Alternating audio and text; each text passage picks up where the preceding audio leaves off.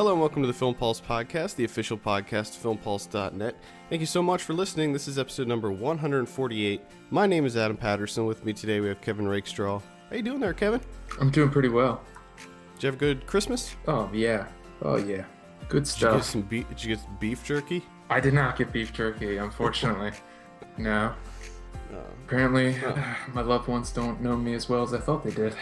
Oh boy. That's a shame. Yeah, it truly is. This week on the show, we have three amazing reviews lined up for you. We got American Sniper, Unbroken, and A Most Violent Year. Of course, we'll also be going over this week's movie predictions, new on video on demand, and DVD and Blu-ray releases. Do you want to go over any news? I feel like there really hasn't been any big news other than Sony obviously releasing the interview. On Christmas Day. Didn't see that happening. Yeah. We're just gonna shelve this movie that we put a ton of money into. Yeah, and it's like, especially after the president called him out, they pretty much had to. I'm surprised that they released it on Christmas Day as planned. I was kind of thinking that they'd release it a little bit later. Yeah, that's true. And they also released it on demand too, which was I think that was a good move.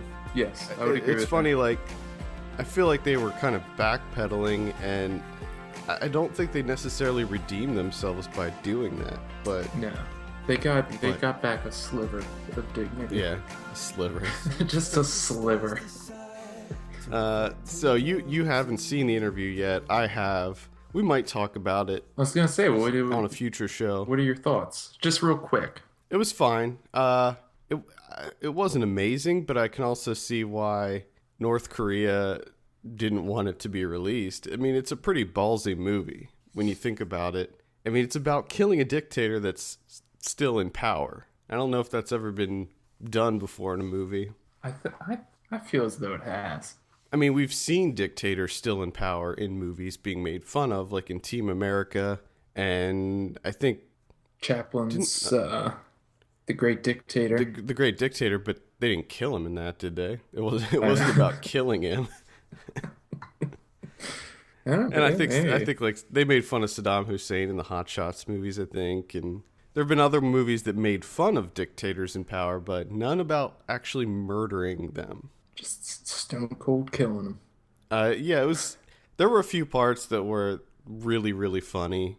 A lot of the jokes didn't necessarily land for me. There were a lot of kind of borderline racist jokes in there. Oh, I can imagine. Like there are a few times where they kind of make fun of Asians, how Asians speak English. You know, the whole English thing. Yeah. There's a miso sorry joke in there. Oh my goodness! Yeah. Come on. So there's some. It's definitely lowbrow. Oh God. Ernie reviewed it for the site. He gave it an 8, so he really liked it. Oh, Ernie. I'd probably give it somewhere like a 6.5. Now, how much of that 8 do you think is patriotism inspired? I don't know. I'll have to ask him. I found the whole thing ridiculous. That became our cry to patriotism this week. Just watching the interview, do it for America. It is kind of interesting, isn't it? James Franco and Seth Rogen. One of their dumb comedies is bringing the country together. Yeah. Wow. Who would have thought? I wouldn't. I mean, just the fact that this movie exists, though, is kind of crazy. I mean, the subject matter in the movie, you would never think that a big studio would sign off on it. Yeah, that's true. It's just, it's so perplexing. I think it's definitely worth seeing. There's some really cool cinematography in it towards the end. There's some really cool slow motion stuff that they do, and it gets very violent, like how Pineapple Express got violent. Yeah. They seem to like to do that. They like to tack on some solid violence in it. Throw you off your guard a little bit. Yeah, it does get very violent, but yeah, there's some really funny stuff in there. There's a scene where they have their poison thing that you see in the trailer, that's on their hand, and well, no, I'm not gonna give it away. Don't get it away. Come on now. Not gonna give it away, but it's very funny. It happens early on in the movie. All right. And it's involving a guard, and you'll know exactly when it happens when you see it. Gotcha. So anyway, yes, I do recommend checking out the interview. I mean, it's like $5. You can get it on YouTube or Xbox or Google Play, I think. And it's playing in, I think, over 300 theaters. So it is playing in theaters where I'm at. So Really? yeah, it's not playing at Carmike. That's the main theater chain we have here. But it is playing at the indie theater that we have. Okay. So yeah, check it out, the interview. Let's dive into our first review. Let's do Unbroken. Let's do that one first. All right.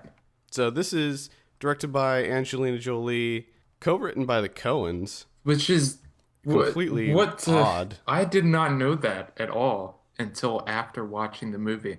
You wouldn't know it. I had you wouldn't no know it by idea. watching the movie. And I thought maybe that this was like a joke on IMDb's part, but dug into it a little bit further, and it seems like it's legit. Yeah, it's legit. They're listed in the movie credits. I don't watch credits, Okay. especially when the movie's terrible. I'm just like, done. I'm out. I'm out as soon as I get the opportunity. Stop. Pressing the stop button. All right, so I have a synopsis here. After a near-fatal plane crash in World War II, Olympian Louis Zamperini spends a harrowing 47 days in a raft with two fellow crewmen before he's caught by the Japanese Navy and sent to a prisoner of war camp. The stars Jack O'Connell, Donald Gleason, Garrett Hedlund is in there, Jai Courtney, of course, is in there, and the guy from American Horror Story that plays Dandy in American Horror Story. Who's that? Who plays Dandy? It's I think Finn. Is it? Yeah, Finn Whitrock. Is that a real name? Apparently, he's Man, amazing in American Horror Story. that is a fantastic name. It is a good name. Bravo to the parents. All right, so You also got you forgot the biggest actor in the whole thing is Miyabi. yeah. Miyabi is in this, which is odd to me, but whatever. Whatever.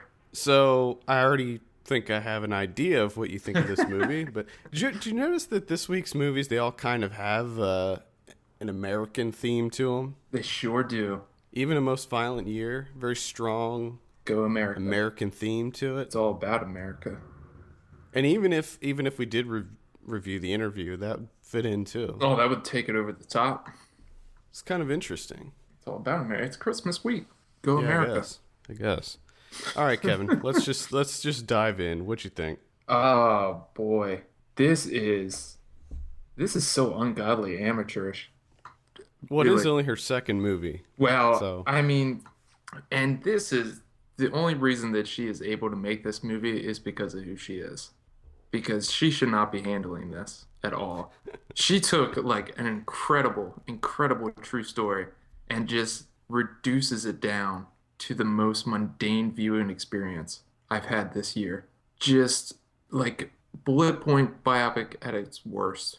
And I just can't believe that the Coen brothers are working on the script because, like you said, you can't tell at all. Nah, Because it's the most script basic the script is terrible. Yeah. It is. I mean, almost all the characters talk in little chunks of motivational speak. Mm-hmm. It's just ridiculous how rudimentary this is. And then I'm also baffled that Roger Deakins is the cinematographer. Yeah. What The the only- hell? The only part that I thought looked really good was all the stuff in the plane towards the beginning. The plane I looked thought- good, and I did like the shot of them like slowly marching into the water when the plane Oh, yeah. flies overhead and they do the overhead shot of the Yeah, that was shadow. cool. I thought that Yeah. was pretty nice. But then they immediately ruin it by doing another shot like a minute later, which just took the wind out of the sails of the first one. I mean, this is sad. This movie's sad because it's just so basic. Yeah. If I can I take agree. it, I can make it. Like, my God. It's And just, also, there's nothing, again, I'll say it again. I hate these types of movies because there's just nothing to latch onto and really discuss at length. Like, I'm out of material already. Like, I'm done. yeah, I I'm mean, gonna be struggling. yeah, me too.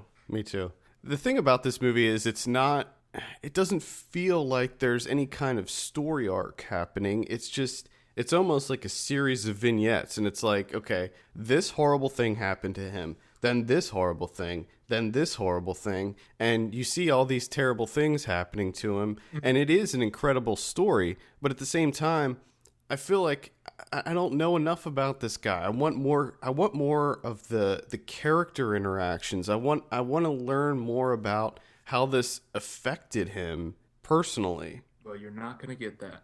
And I want to know more about the relationships that he had with the people that he was with during this time. You know, like we meet these people like Garrett Hedlund. He seemed like an interesting character. Yeah. But at the same time, we don't know what's going on with this guy. And everyone seems, keyword seems like an interesting character, but they are not fleshed out at all. And Right, exactly. oddly enough, the only one that really gets like an attempt at fleshing out is Miyavi's character, the sadistic prison guard. He's the only one that seems to get like any type of development. But we still don't really And no, know what it's the not. deal is with that guy. No, it's not. It's not good development, but there's actually like a shot at developing his character, which seems really odd. Just an odd choice to try and develop his character and not Zamperini's character outside of those terrible, terrible flashbacks in the beginning of the movie, which were just so poorly executed. Especially the one where he's like bracing for impact and then just inexplicably goes flashbacks to him. Yeah. And like they had takes- no other idea of like, where can we put this in at? We have to put in that he's an Olympic athlete because we talk about it so much later on, and they just throw it in haphazardly. Yeah, it Really? kind of takes the wind out of the sails of that scene, really. Yeah. Because I thought all that stuff in the plane was really interesting to see how all that stuff works in the big bomber plane that they were in. I thought all that stuff looked good, and with the rest of the movie, I was not into It's so how it all looked. And it's just so mediocre and generic that honestly, it really leaves no impact on you, which is terrible to say because Louis Zamperini's life should have an impact if done correctly. I mean, it's right there. This guy went through so much. It shouldn't be that hard to impact an audience with his story. But I don't know how she did it, but she was able to take this story and make it have no impact on me whatsoever. It's just rough.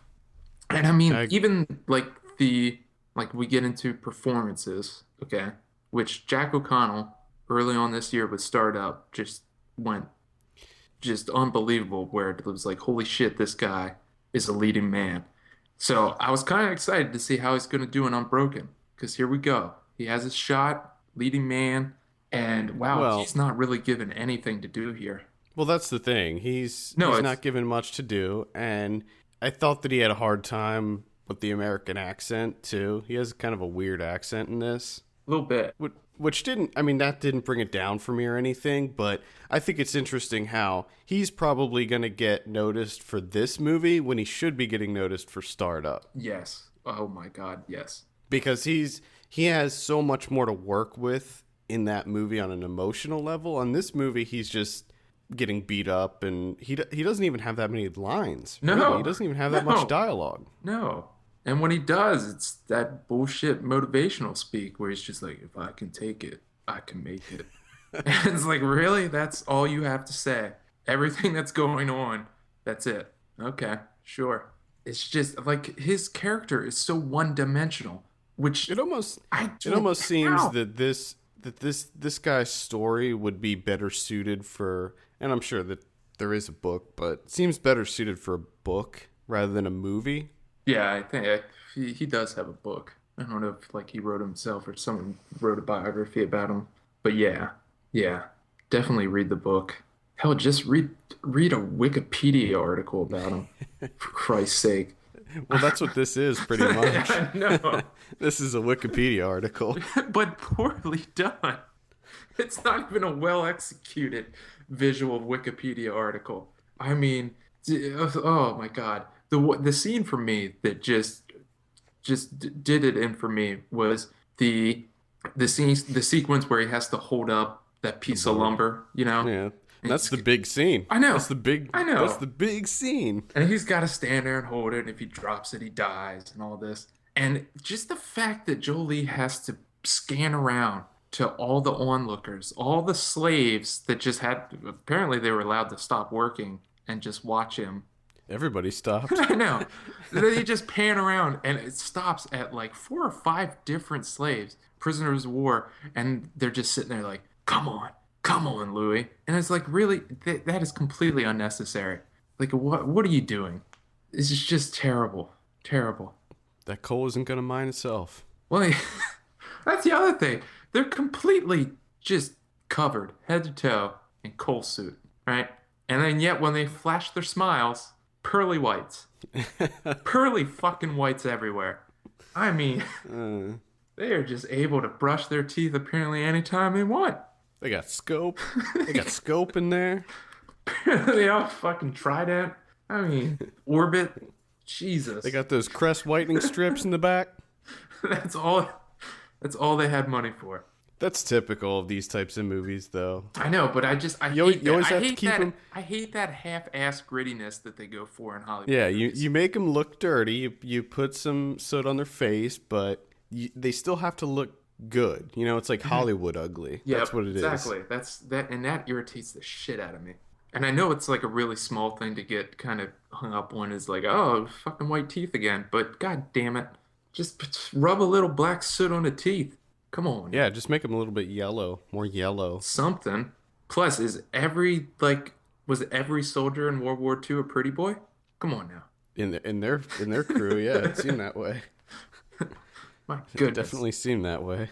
And then, of course, they do the whole fucking wrap it up in a nice little bow at the end, and and we're done. It's just, I can't stand this shit.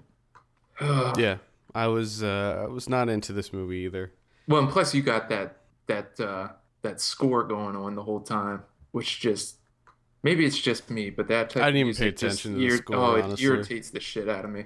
I didn't even notice it. Didn't take note. Between, who is it? Desplat, or however you say his name. Yeah, Alexander Desplat. Him and Zimmer. Oh God, can't take it. Yeah. Apparently, I can't take it, and I can't make it. Oh boy. Yeah, so I'm gonna not recommend this one. I didn't hate it. I didn't out and out hate it. It was over 2 hours long. Again, these goddamn run times. Yeah. Come on. There just wasn't a lot there. It just felt empty to me. Yes, exactly. Just, it's so unbelievably generic and mediocre. And then to have that stretch out for over 2 hours is just, it's too much. But also, to go along with it, the incredible true life story of this man just makes it all the more irritating. Yeah. Because you're just sitting there like, why is this so mundane? How did you do this? I did like the scene where they're punching the sharks, though. There's some shark punching in this movie. That guy does go off on that shark. Just goes crazy on that shark. It isn't incredible to me how they were somehow able to survive for 47 days. Well, that's what I mean. On a raft. It's unbelievable. This story is just, oh my goodness. If it wasn't a true life story, like if someone just made a movie, we would be sitting here tearing it apart. Yeah. Like, there's no fucking way that happened. There's no way. There's no way you could live for 47 days without any food or water on a raft. Punching sharks and catching seagulls. Bullshit. You know? But it fucking happened. The shark scene alone, I'd be like, nope. No way. There's no way. Apparently it happened. And it's, when the first plane comes by and just lights them up. Yeah. With artillery fire, it's just like, no way. There's no way they would survive that and then patch up their raft. Bullshit. Yeah, it's pretty crazy. I will say that I liked all the stuff at sea and in the air way more than I liked the POW stuff. Yes. Yeah. And I don't, when I say I liked it, I don't mean I literally liked that was happening to them. I think you're saying like it was more engaging. Right. Yeah, I would agree. It's just, there's not much to Because usually with these movies, you at least have performances to latch on to. Yeah. But the script is so mediocre in itself that the actors aren't really given anything. So No. you don't even have performances. There's just really nothing. There's no meat to this. Yeah. And it Yeah. baffles me. How is there no meat? I know. Considering how dense of a story this is, Exactly. you'd think that there's something going on in the movie, but no, No. not really. This guy just had a shitty life. Yeah. He just had, He overcame it all. yeah. And some, incompetent filmmaker, or I say that with air quotes, just turns it into a boring story. Boring film. All right, well, Ugh. that's Unbroken. Yeah. What are you gonna give this out of 10? 4. I'm gonna give it a 5. Ooh. I'm gonna give it a 5. Hmm. Yeah, I didn't, like I said, I didn't hate it. I just didn't think that there was much there. Just there isn't a lot to talk about with it. Oh yeah. I mean, we can get into this guy's real life story, but just focusing on what occurs in the movie and how it's put together, there's just not a lot there.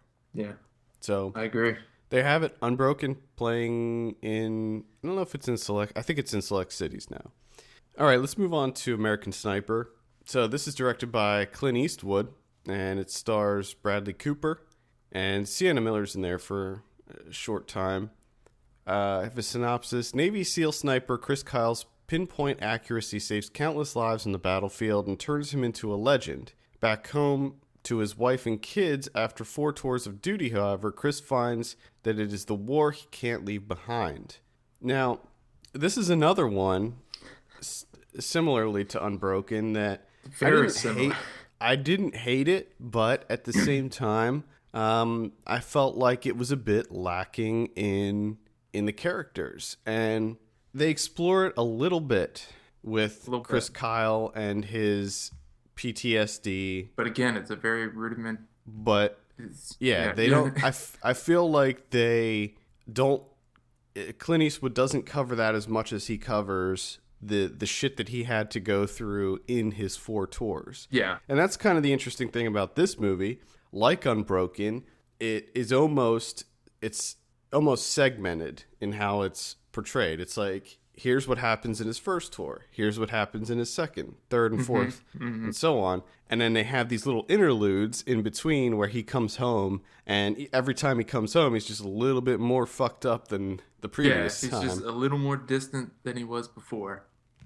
And I will say there's a couple things I liked. I thought that all of the action scenes, which this movie had a lot more action in it than I initially expected. I didn't think that it was going to be a very action-heavy movie. I thought that it was going to focus on the psychology of war and what that does. That's what I was hoping for. To a soldier. I thought that was going to be, and I thought it was going to be more about the relationship with his family and all of that. Because I didn't know his story. I didn't know anything about Chris Kyle going into this. I didn't know what happened to him. I didn't know any of that. Same here. So I was surprised that there was as much action. Now, I will say that I thought that the action was shot very well for the most part. They did use a little bit too much CG in the... there's a lot of CG blood in this that I thought did not look good at all. It did not. I thought it looked really bad. And there was... There's another part where so Sienna Miller they have a baby, and the baby is clearly a fake, a doll, and it's very obvious and jarring. At least to me, it was. Did you notice the fake baby? I did not. And now I want to watch it again just to try and pick up on that, because this movie, I have a tough time with this onslaught towards the end of the year with these Hollywood Oscar aspirational movies. They wear me down. And like you kind of pointed out, this movie is very similar to Unbroken, but just a little more competently made. Yeah, I was going to say, I like this. I think that this is a better movie than Unbroken. Yes. I would agree with that. It looks better. I think that The pacing's a little bit better. Yeah. the storytelling aspects of it. The characters are a little more fleshed out. Yeah. And this is what I was kind of talking about because again, I see a lot of similarities between Unbroken and American Sniper, but with American Sniper, you at least have a performance to latch on to because I thought Hmm. Bradley Cooper was pretty good in this movie. Yeah. And I thought that they did flesh out his character certainly a lot more than Jack Yeah. O'Connell I mean, in it Unbroken. still leaves a lot to be desired because Eastwood just kind of scratches the surface of the whole PTSD. Yeah, and I think that with Clint Eastwood as a person and a filmmaker, I think that he was trying to accentuate the positive in this story. Yeah. I mean, this guy, I mean, it seems like he was an American hero in real life. Yeah. And it seems like Clint Eastwood just barely scratched the surface of character flaws in this guy, but I'm sure that in real life, there was a lot more tormenting him and a lot Yeah, more problems that he had. I would imagine that he was a much more complex Right, person. exactly. Because in this movie, this guy was amazing. I mean, this guy was like Captain America and G.I. Joe wrapped all into one amazing package. Yeah, and one the other thing too is the thing that I kind of had a problem with is Sienna Miller's character is kind of introduced as, a very strong, independent woman. It seemed like she was going to be a complex character, and then she just kind of regulated to the back burner and not really fleshed out at all. But Yeah, I she which wasn't even in it that much. yeah, I mean, it kind of makes sense. I kind of understand that it's more of a movie about Kyle, Right. so we're not going to focus a lot of time on her, but it still seemed kind of odd that he would, develop her so much in the beginning and then just kind of throw her away for the Yeah. rest of the movie. And I'm sure that some people probably are going to criticize this movie on its super patriotic America rah rah rah Well, that sentimentality, but I in this movie it didn't bother me. okay, because that's what I Now, wanted to get into. This movie was extremely difficult to watch, especially the way the his entire first kill is handled. mhm. Just, oh, that was It's just. I thought that was disgusting. And then the way his the guy that kind of like looks out after him, sits up with him, his reaction and how he's like, "Oh, that was fucking gnarly, dude." It's just like, oh my God, it's it's but fucking disgusting. that's how it is though. That's Ugh. I think that that's a realistic portrayal. I actually just last night saw the documentary Korengal, which was the follow up to Restrepo, Hmm. and although it's pretty much the exact same movie, it has a very different tone to it because it shows a completely different side to all these soldiers that we saw in Restrepo, where a lot of the movie is shot during firefights and their reaction, and that's what it's like. I mean, you get this It's like but charge of adrenaline, and you get amped up. but is that not like that's disturbing? That is Well, it's very disturbing It's to me. interesting because in that documentary they do talk about that, and what a lot of those soldiers say is like it's when you look back on it, if you're like an outsider looking in, it can look kind of sick. But when you're in that situation, you don't know what it's like until you're in that situation. And I tend to agree with them. I mean, It just my cousin's a Marine, and he's been in situations like that, and I've talked to him about that, and he says the same thing. It's like, my cousin is not a violent person, but when you're in that situation, just something happens to you, you change. I just I I'm always reminded of I forget who was like a Marine from like World War II or something like that, or a soldier or something. He was talking about how he's kind of put off by it because back then no one wanted to kill anyone, and they regretted killing people. But it seems like people now have a bloodlust for it, and they really get amped up by it and congratulate each other.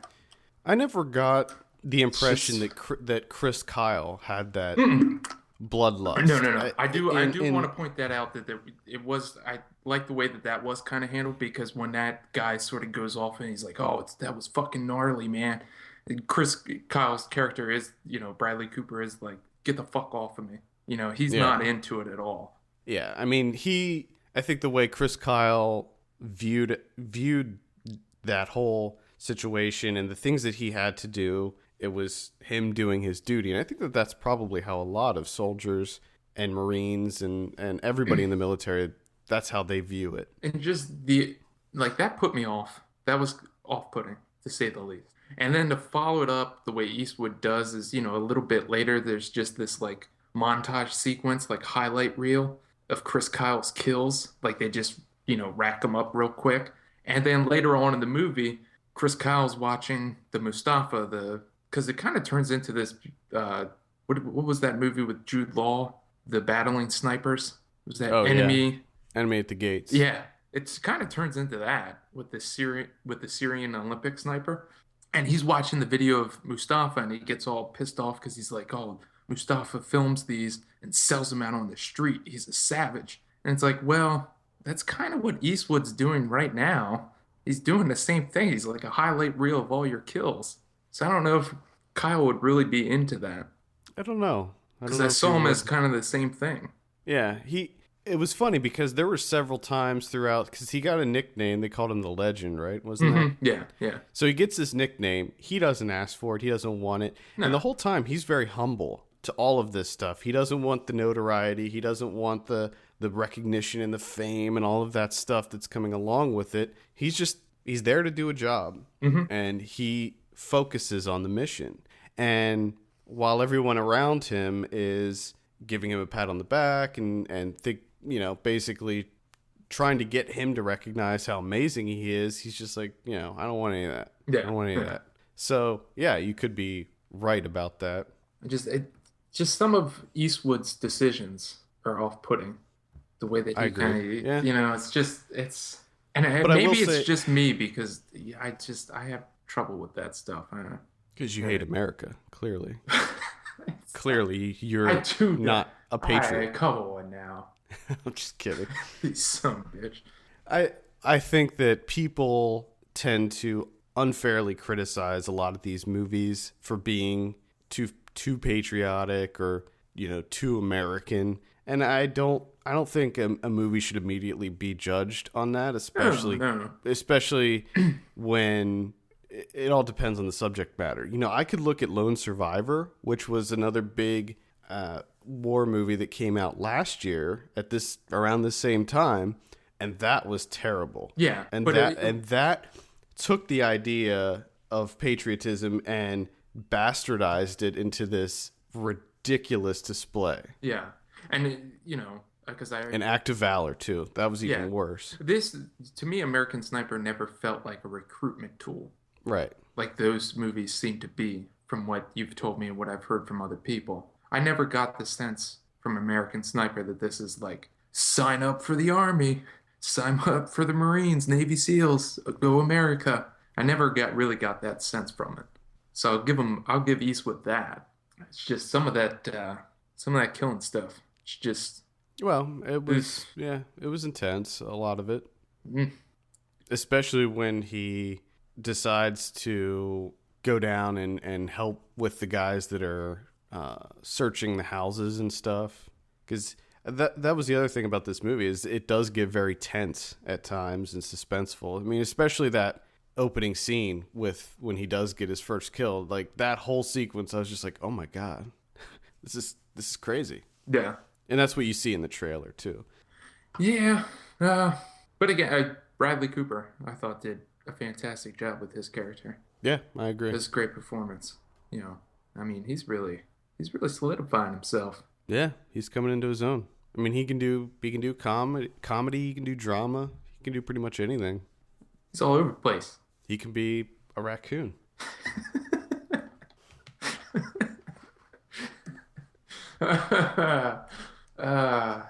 Yes, he can.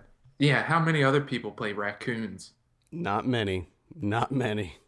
I thought it was incredibly sad. And the other thing, I'm not going to give it away. Don't even.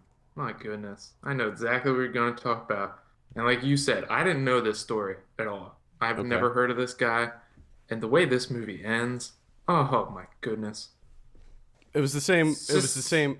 Well, I don't know if I should. You know what? This is the saddest thing ever. it ends very similarly to Lincoln. If you remember how Lincoln ended, it was done in a similar way where it is kind of odd. We don't see what happens, but there's that kind of lead up where you're. So I think that if I knew how he died, then I'd be like, oh boy, like I would see it coming. Like I would know that very last scene was him going off to get killed. But since I didn't know, it was way more impactful. Well, because I didn't know either, and I'm kind of thinking. I was shocked. I was like, holy shit. And I was just kind of like, why is Sienna Miller? Why does she have that look on her face? And then it cuts right to that, like the title card, and you're like, oh, okay. God damn, that is sad. Yeah. Ugh. Yes, it is. It's terrible how that happened. But and I gotta the sequence that stood out the most for me was the sandstorm. Yeah, that whole sequence, the way that played out. Yeah, I thought that was pretty competent filmmaking right there. I did like the rivalry he had between the other sniper. Now I don't know if that happened in real life. I think they took some liberties with that. It seems like they did, yeah. But I still liked that. I thought that was interesting that he had this kind of rival sniper, and there was a huge bounty on his head, and all that stuff. I like the fact that his unit used the Punisher logo on all their stuff, made him look pretty badass. Oh my! It's funny because, and someone pointed this out on Letterboxd, is how much because I saw Unbroken first, and then I watched American Sniper, and I'm like, wow, it seems like Angelina Jolie's just trying to emulate Eastwood's style here. Yeah. Because they're so, you watch them back to back, and man, they're very similar. They are very similar. You can definitely tell who has talent, though, and skill. Eastwood is a more seasoned director. And Unbroken is the only movie I've seen directed by Angelina Jolie. So I can't judge her just on that one movie. I didn't see the other one she did. It's just I thought it was unfortunate for American Sniper, just the way that he only kind of like scratched the surface of his torment and the PTSD and when he's back home and stuff. I wish they went into that a little bit more instead of, montages of him racking up all of his kills. I liked most of the action sequences. I thought they were shot pretty competently. They looked good. Yeah, I thought they were competent as well, but to me it was just a bit gratuitous. There's a lot more weight to it because it really happened. Yeah, but it's just like, I know he killed people. Like, I know that. It's just the way that Eastwood presents it. Yeah. It's just kind of like, like ESPN Top 10. Boom, boom. Top 10 tackles. And Eastwood's just sitting there like, hell yeah. I think that also maybe it would be more justifiable to present it that way if they showed how much of an impact that had on him. That it took on him. Yeah. It would make a little more sense to have that in there. That's what I'm saying. It's not, you're just scratching the surface, so it ends up rendering those early scenes a bit gratuitous. I don't know. I guess he just had a different plan. I mean, there's a lot of movies out there now that tackled the subject of PTSD. So maybe he was just trying to focus on the events that happened in this guy's life. That's true. And not get into, the toll that these events took on his psyche. I'm imagining that's the way that he was trying to present it. And another thing I want to point, like halfway through, they just drop his brother. Yeah. I don't know what happened to the brother. That was kind of odd, I thought. I guess he went off to war too. I know, and then they have that big meet up, and it's like, oh man, where's this gonna go? And then you just never hear from him again. Yeah, especially because the brother's all fucked up. Yeah, and you're just like, okay, well, there's something clearly wrong with his brother. But his brother is never brought up again, at least not that I remember. Yeah, I don't remember that either, actually. Unless I'm forgetting a huge scene and people listening right now are like, what the fuck are you talking about? No, I don't think they bring it back. I hope not, But because then that would make me wrong. all right, what are you thinking on? I'll give it a score first. All right. I'm gonna say 6 I'm gonna go on with American 6. Sniper. I'm gonna go with like a 5.5. All right, there we go. American Sniper. I don't know if that's in a wide release now or not. It's at least in a limited release. You are so fucking good with information. Well, I have no idea. Like all these, there was like 50 movies that came out this week. I know. So I don't know which ones of them are playing in theaters across the country or not. I have no idea. I don't remember Christmas Day being this jam-packed I don't think in the past. I mean, it's been years. It's been years since this many movies came out all at the same time. It's ridiculous. And that's another thing with like Unbroken, American Sniper, these types of films, these Hollywood, generic type films, is like I wonder honestly if my reception of them would be different if they were kind of spaced out. But it seems like every year at the end of the year, you get sort of this onslaught, Oh, this year, this gauntlet of Oscar aspirational films, and it breaks you down. yeah, I totally agree with irritating. that. This year, it's been crazy. There's so many that came out. And I mean, and if there's they were some just... that I didn't even like. Selma, I didn't get a chance to see that yet. Big Eyes, a lot of people are saying that that's great. Haven't seen that yet either. Yeah, I mean, so there's like ones that I haven't even seen yet. Yeah, and I'm just wondering, if these were maybe like spaced out, would my reception? I think it'd be easier to take them in. It might be. That's what I'm thinking. It might be. So it's kind of maybe getting a bit of an unfair treatment from me. I don't know. Just throwing that out there. Well, either way, I would recommend seeing American Sniper in the theater if you get a chance. As far as war movies that came out this year, I think the only other one that I can remember is Fury, and this was better. I thought that this was better than Fury, although Fury's a much different movie, but Fury focuses more on kind of the atrocities of war and what you are sort of forced to do as a soldier. Yeah. But I mean, I liked Fury, but I think this one's a little bit better. Okay. Let's move on to our final film of the day. We're talking about A Most Violent Year. This is directed by J.C. Chandor.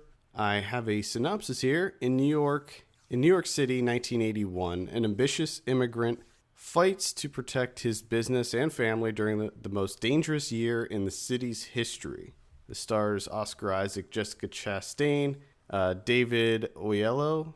I don't know how to pronounce his last name, but it's the guy from Selma, who's he's great in this too. But Albert Brooks is in this. Yeah, which I didn't know. I didn't know Albert Brooks was in this. Yeah, and he plays a bigger role than I expected. It was nice to see him again. So, Kevin, what did you think of A Most Violent Year? Bradford Young. For the win. Just a heads up, that's all I'm going to say throughout. Just Bradford Young in different tones. So yeah, Bradford Young. Good Lord. That was really, to be quite honest, that was really the only reason I wanted to see this movie. I wasn't excited to see A Most Violent Year. I wasn't anticipating it. I wasn't looking forward to it. It wasn't on my radar. And then I forget when, but somehow I came across, maybe it was when I was checking out Selma, and I saw that Bradford Young was cinematographer on that. I'm like, oh, what else is he doing upcoming? And I saw that he's the cinematographer for this, and that instantly shot to the top of my must-watch list. That's how much I enjoy Bradford Young. And the very beginning of this movie, it just seems like it's, a highlight reel where JC was just like, Bradford Young, do your thing. And and he does it so well. And it just completely pulled me in. And I was like, yes, I can't wait to watch the rest of this. And then it actually turns out to be a very captivating story about the oil business. Who the fuck would have knew? You Well, know? I mentioned that in my Letterboxd review. I was like, what kind of surprised me to realize how enthralling this whole Yeah, story could be about a guy who has a fuel business. It yeah. seems like a pretty boring thing, but the It fact that this does take place in the most violent year in New York City's history, more it's murders than any other year. and it's funny because it's like I say that it's shot to the top of my must-watch list, but I still didn't like look into it at all. I still, when I went into this movie, I didn't really know what it was about outside of Oscar Isaac and Jessica Chastain are in it, and it kind of looks like a gangster film. That's all I knew. I was Hmm. solely watching this because Bradford Young is the cinematographer. That was it. And like I said, I was pleasantly surprised of how captivating this story was. The Right. way, So the pacing of it and just everything, the whole unfolding of this story, I thought was exceptionally well made. The only thing I have a problem with is kind of that limp side story with the one of the delivery drivers. oh yeah, I thought that and that how he was a well, but little underdeveloped and that plays into the larger story by the end, though. yes, yes. So I Which mean, that I can that understand why they included that because we needed to know a yeah. little bit more about this guy so that we could see Just so his actions were justified. for me though, that the whole ending of this film kind of hinges around that side storyline. Yeah, If it's exactly. going to hinge completely around that, I think that you should have developed it a little bit more. Give Yeah, it I a think little more meat. maybe it maybe would have been better to cut away to him a little bit more, But show man, his family let's life a little bit more. before we get in, let's just talk about that final confrontation. Like, I'm not going to talk spoilers. I just want to talk about how well executed that entire sequence is. And is that not one of the coldest endings?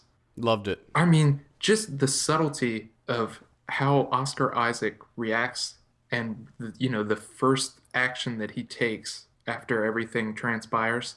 There's just so much that's conveyed in that action. Like that's exceptional skill wise.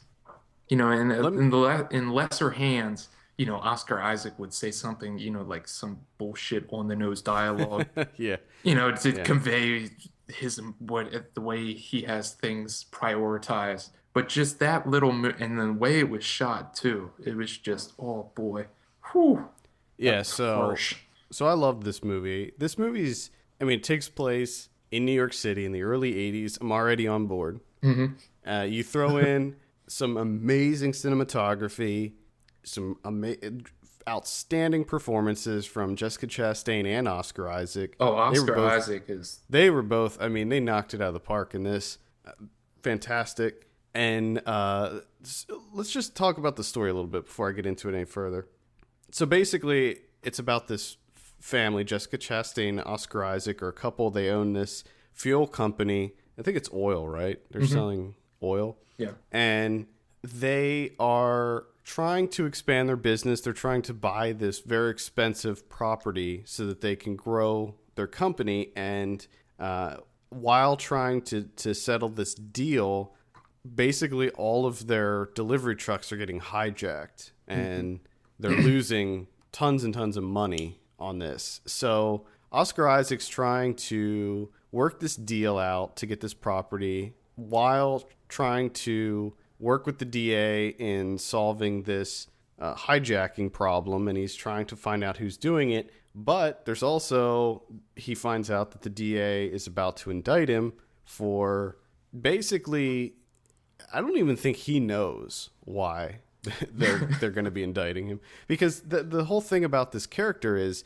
in most movies like this, and it does have a very gangster movie vibe to it, but at the same time, like, Oscar Isaac's a good guy. He tries to do everything on the up and up. He He did. tries to He do tries so hard. he tries so hard to do everything by the book, completely legal, and it's like he just keeps getting punished for it over and over. And you feel so bad for this guy because he seems like a good guy. He does seem very cold. He seems like a businessman. He Yeah, I seems like a mean, guy that's focused on his it business. just seems like he's kind of manipulating some of the regulations and the rules.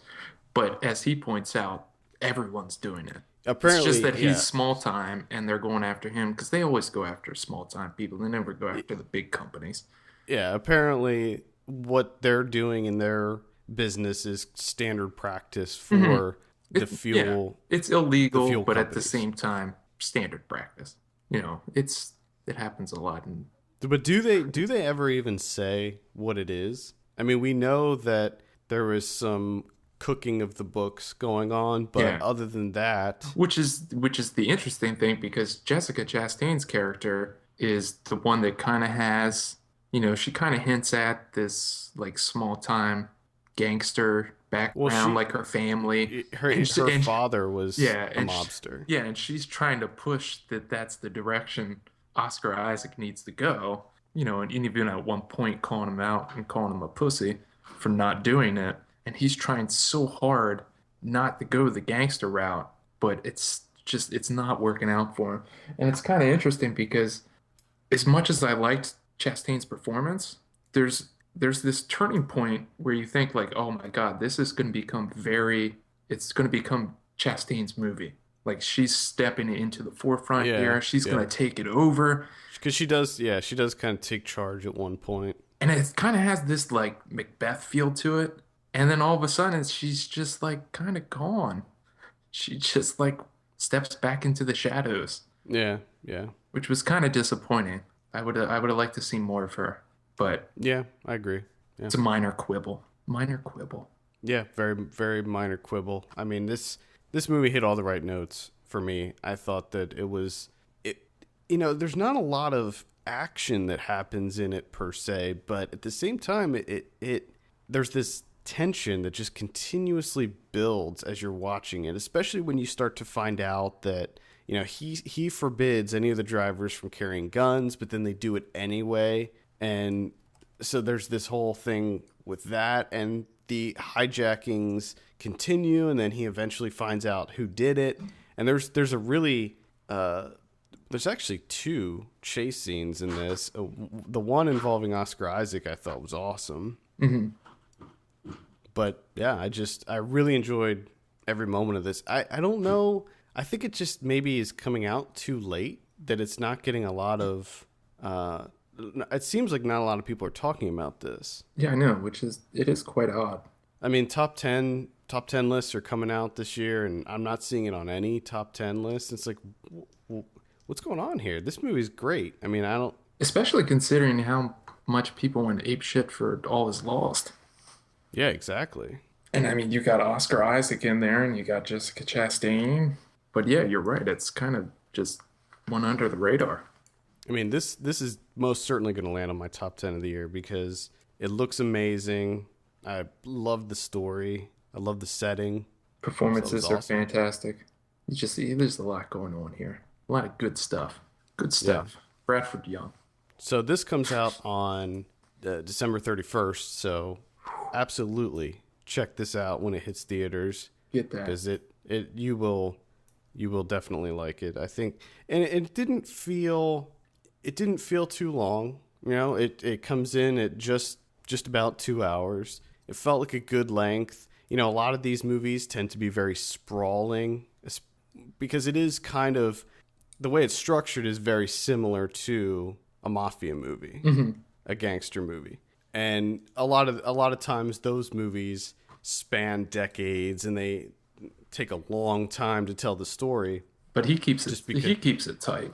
He but has it's to, very tight. Yeah. I mean, they move through stuff very quickly and it takes place over a very short amount of time. I mean, it's a year, yeah. right?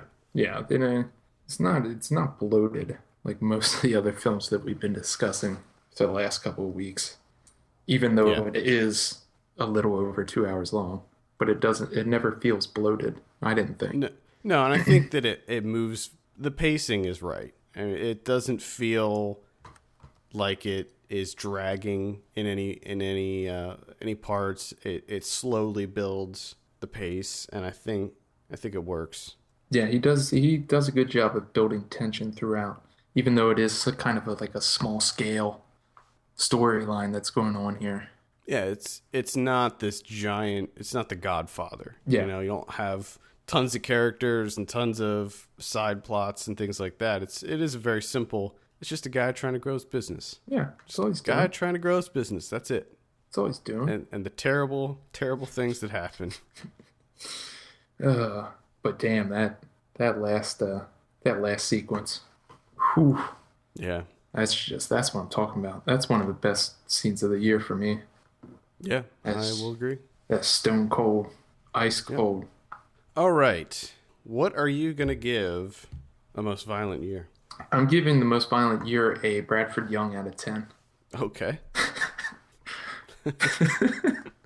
Bradford Young. Bradford Young out of 10. which translates to an 8 out of 10. I'm also giving it an 8 out of 10. Look at that. Yep. Go see that again. Comes out on the 31st. Let's talk about some predictions. So last week we predicted Into the Woods. You said 65, I said 62, actual 72. So not as bad as I expected. No. Unbroken, you said 60, I said 58, actual 51. Oof. Big Eyes, you said 52, I said 64, actual 73. I actually want to see that. Wow. A lot of people are saying that it's a return to form for Burton, so. That's all he said. And then how does he usually respond?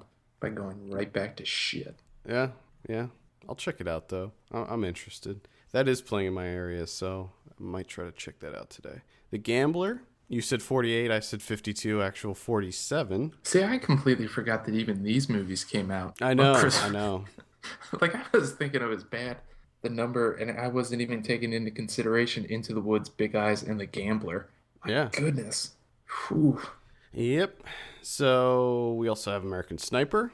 You said 70, I said 72, actual 73. Selma, you said 94, I said 89, actual 100. Wow. Yeah. Yep. That's what I'm talking about. So next week we have A Most Violent Year. Again, I don't know if that's getting a wide release or not. I hope so. I would hope so. I sincerely hope so. What are you thinking on that one? I'm thinking like a 88. All right. I'll say 86 on that one. Okay. We also have The Woman in Black 2, Angel of Death. Why? I don't know. Why is that happening? I never saw the first one. I should check that out. I'm going to say 42. It was my turn to go first, but that's okay. Well, I jumped on it. Snooze, you lose. I will say 46. In limited release next week, we have Rec 4 Apocalypse, The Taking of Tiger Mountain, The Search for General So, and I believe that's it. Yeah, not a whole lot next week. Nice. On VOD, all I have on my list here is Teeth and Blood, Okay. which I think it's a vampire movie, maybe. Vampire movies. And The Search for General So, which I think I'm going to check out because I'm a pretty big fan of General So's chicken. This is based solely on the fact that you like the food. Well, that's what it's about. Oh, it's about the food. chicken. Oh, okay. Yeah, it's about. I mean, I'm sure they get into who General So was, but it's mainly about the chicken and where it came from. Oh God. So I'll be checking that out. Should be a fun one. You're gonna hate that day. Why? Because I'm gonna want to eat General No, So's because chicken? it's gonna be a terrible movie, and you're gonna be like, God damn it, I made another terrible decision. Well, that's the day that I move to New York. Which so so you're gonna know. come back. Oh my goodness, what are you doing? You need Yes. you need like a movie viewing coach. I'm gonna be your life coach for movie watching. Well, I'm not saying for sure that I'm going to see it. It's just now that I see that it comes out the day that I move, I may be seeing something else in New York. I'm gonna make sure of it. I'm gonna try something. I don't know what yet, but I'm gonna make sure you don't watch that movie. Next week on DVD and Blu-ray, we have The Equalizer, so I could watch that. Haven't seen that. There you go. That's a little bit better. We have Elsa and Fred and Kelly and Cal. All right. And we have Reach Me, and we have Tusk, which I didn't talk about on the show, but I did see Tusk. And you loved it. Nope, I hated it. Surprise. Huge disappointment. No surprise there. I kind of want you to see it just for your reaction on that one. I don't know. I don't know if that's going to happen. Yeah. Next week, we probably aren't going to have a show because I'll be in the middle of moving. You'll be too busy watching The Search for General Sun.